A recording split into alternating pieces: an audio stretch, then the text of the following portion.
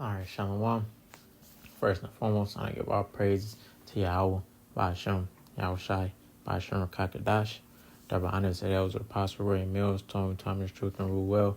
Peace, blessing, and salutation. I come out there, scattered abroad to the four corners of the earth. That's serving this truth and not truth and sincerity. To I say Shalom. This is Brother Nabala come to another video in the spirit. And the topic of this video is going to be about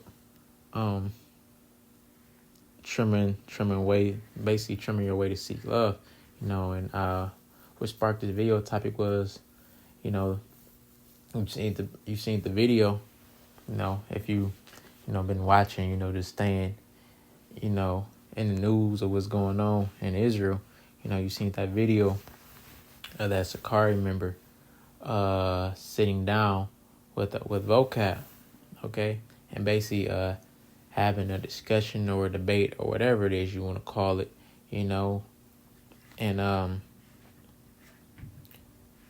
just having dialogue, with the enemy, because our number one enemy is the so-called white man, okay, who is Esau, Edom. That's their nationality according to the Bible, okay.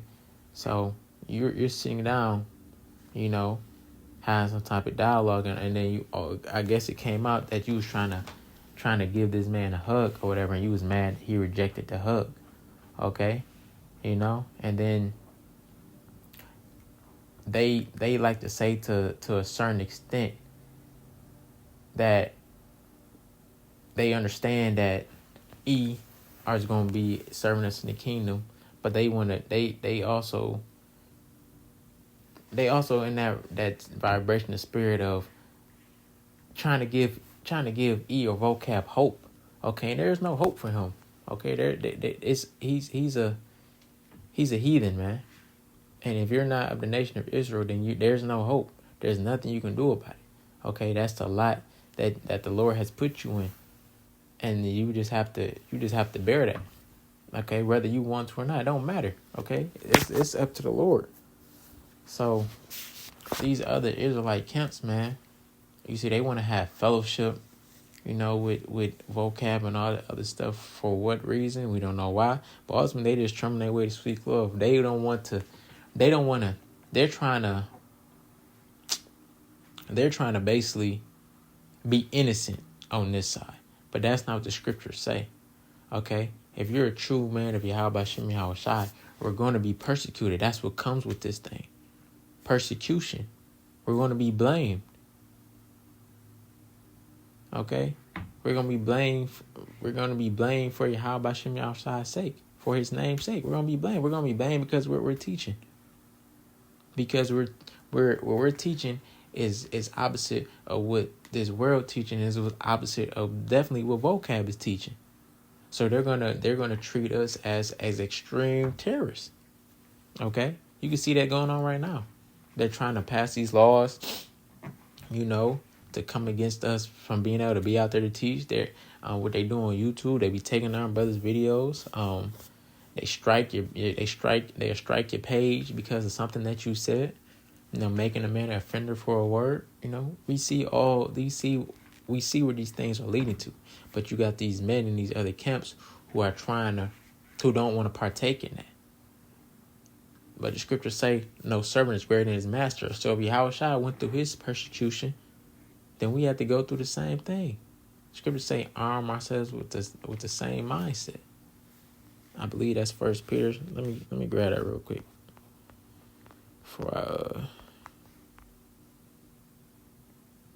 This is 1 Peter 4:1.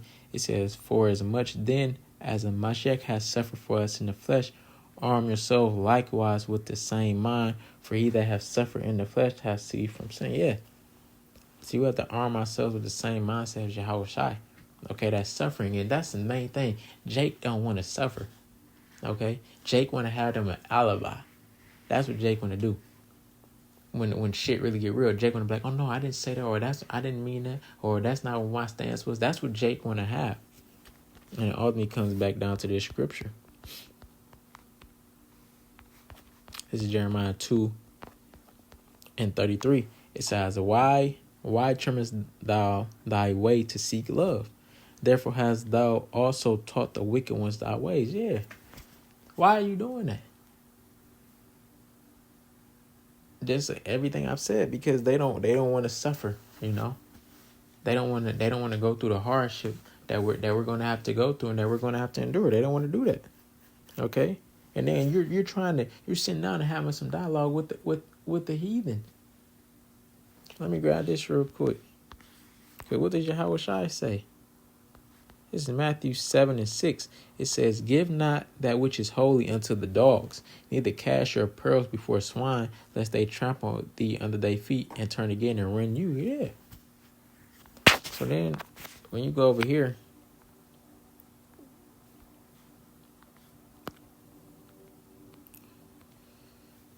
I'm gonna grab it in the NLT. Matthew 7:6. It says, "Don't waste what is holy upon people who are unholy." Vocab is an unholy person. He doesn't have the spirit. He's not an Israelite. The Lord is not dealing with him on no type of level. So why are you sitting down trying to have a holy conversation with someone who's unholy? That's going against the scripture. That's going against what how should I say? That shows you that these men in these other groups, they're truly not men of the Lord. They're not getting into these scripts, man, because these scripts cover everything. It says, "Don't throw your pearls to pigs. They would trample the pearls, then turn and attack you." Yeah.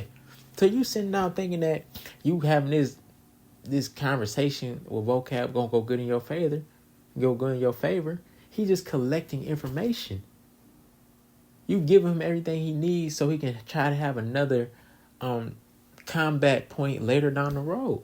Like the brother said, South Carolina, Manata Zakba, the elder out there in South Carolina, he said every time our apostles and our elders in GMS, every time we bury vocab alone, y'all other groups want to dig him back up.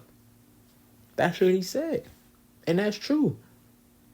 Vocab will go out there, he'll go out there and so-called try to come up against a GMS camp in the state.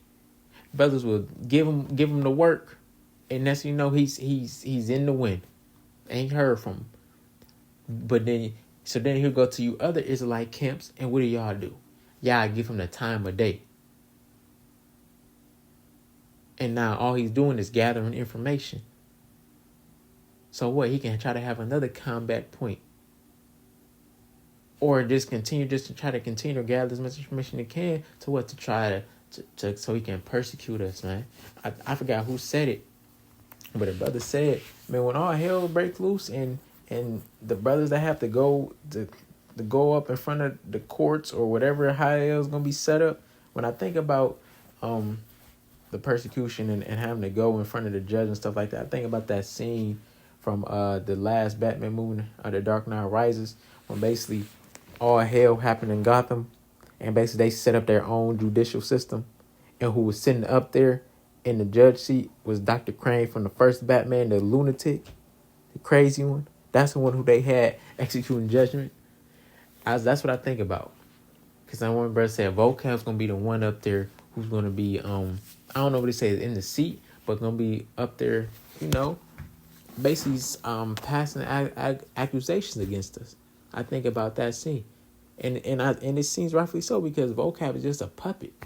He's just someone who's set in that seat to do the elite's bidding. So, of course, the elite's not going to be the ones sitting up there. They're going to have they puppet doing it. And I could see Vocab being the one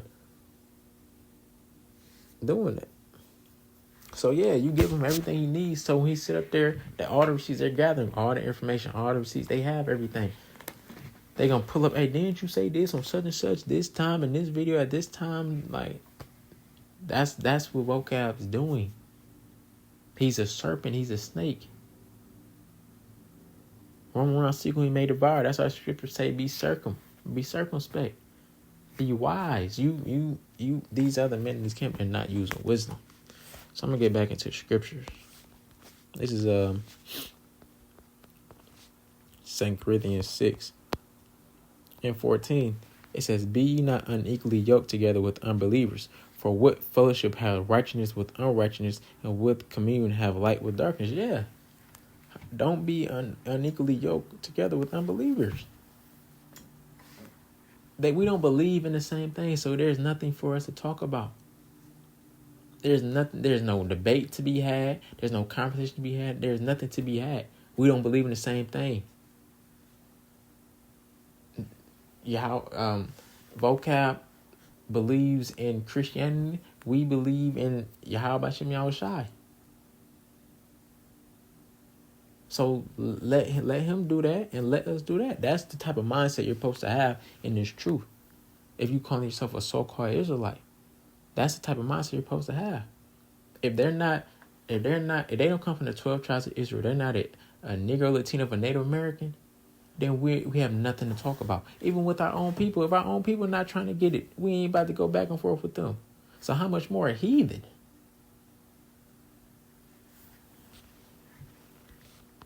Let me grab this. It's Amos 3:3. It says, "Can two walk together unless they be agreed?" How? Like, how can two walk together unless they be agreed? We can't. It's not possible. We have to see eye to eye.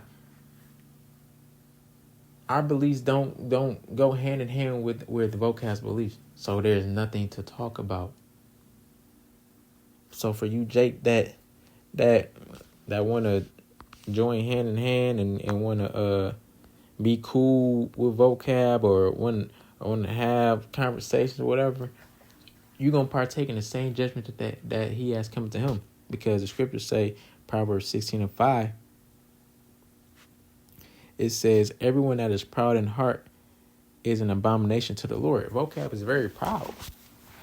He is a very proud man. It says, "Though hand join in hand, he shall not be unpunished." He shall not be unpunished. And then when you come over to Proverbs 11, I think it's, let me see where it's at. Oh yeah, it's 21. Proverbs 11:21. It says, "Though hand join in hand, the wicked shall not be unpunished, but the seed of the righteous shall be delivered." Yeah, the wicked. Vocab is the wicked, man. He's not righteous whatsoever. So you want to join hand in hand with the wicked, he's not going to be unpunished. The Lord not going to forgive him for the wicked things that he's done in this lifetime as well as his past lifetimes, because reincarnation is real. And you're going to partake in the same judgment along with them because you want to join hand in hand. That's how you know Jake don't come across these scriptures, Jake don't read these scriptures, or Jake don't fully believe in these scriptures. But you have to believe in the whole book. You have to believe in the whole book. It says eat the whole roll, not half of it, not 1/4 of it, not 3/4 of it, the whole roll.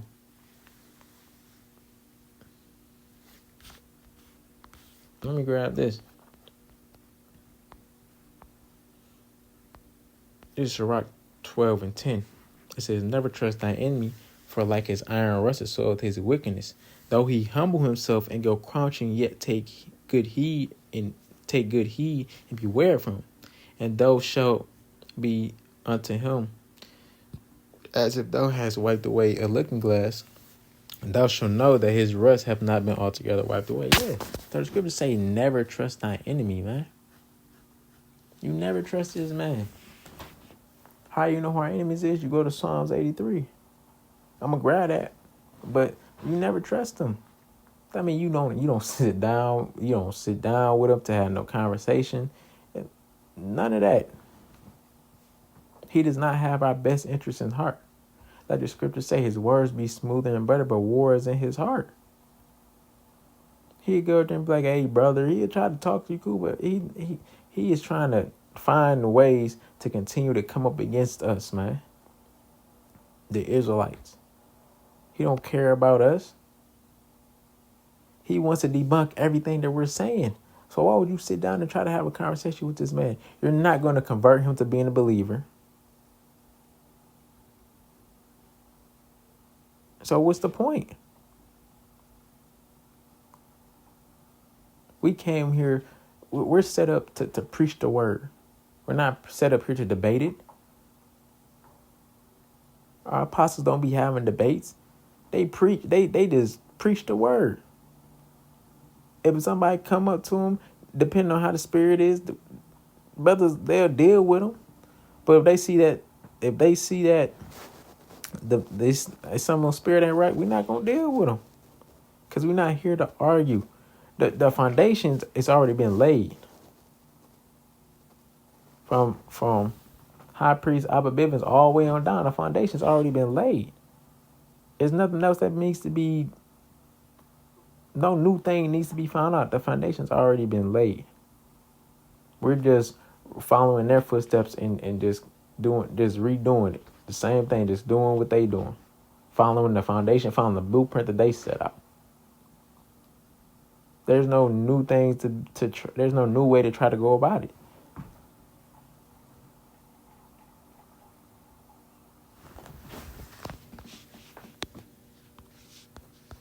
But that's wrong with Jake, man. Jake, like the elder said, he said he don't know who this guy is, but he's trying to make a name for himself. He's trying to, get him some fame. And yeah, that's how Jake is, man. Jake want to get them some fame. Jake wants them to be known. Only thing that you need to be worried about making known is the words of Yahweh Shem Yahushai. That's it. Up there taking the picture and all that, man. Foolish, man. Jake is fucking foolish. Simple. This is Psalms 83. I'm gonna start at one to say a song or psalm of Asaph, or Asaph.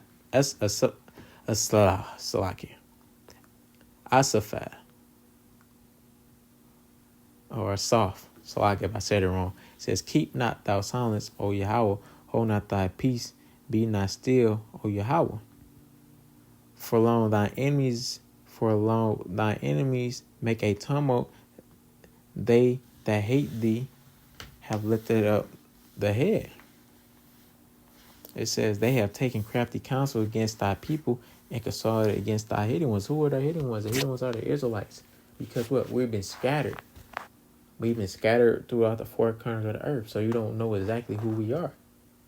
The Lord did that for a reason. So Eve wouldn't be able to number us. The hidden ones are talking about the Israelites and Negro, Latino, and Native Americans.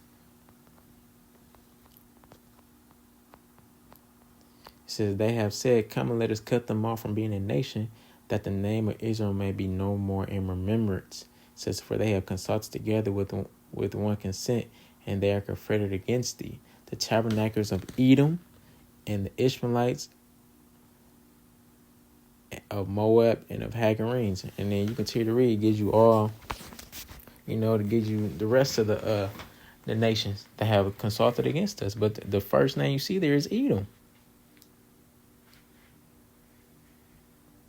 You got Ishmael, who is the Arabics, the ones you see at the gas stations, the liquor stores, the ones who own her. Those people are Moab, which is the Chinese. All these nations have consulted together, to come up against us, to try to cut us off. So ultimately, this man does not have our best interest in his heart. He's trying to. This is the spirit that they're still in to this day, trying to cut us off. Because they read the scriptures, they understand that us coming back into our right mind and us calling on the name of the Lord, that trouble is coming. Because you read through the scriptures, every time that we was in our captivity and we call on the name of the Lord, He'll put us in a state. But then Jake will call on him, he'll come and save them. But the Lord had to put us through this, or that hard bondage slavery that we had to go through over here in America. He had to take away our heritage from us. Jeremiah 17:4, discontinue from our heritage. We fell away. But what? Like it says in Baruch, we in the land of our captivity, we remember ourselves, and now remembering ourselves, the Lord has brought us back into our right mind. He gave us back His name. So now we're able to call on His name, and now we're able to serve Him again. And us doing that, He knows that that's the downfall of His kingdom. And he's not trying to let that go. Because what? In your thoughts is that their house shall continue forever.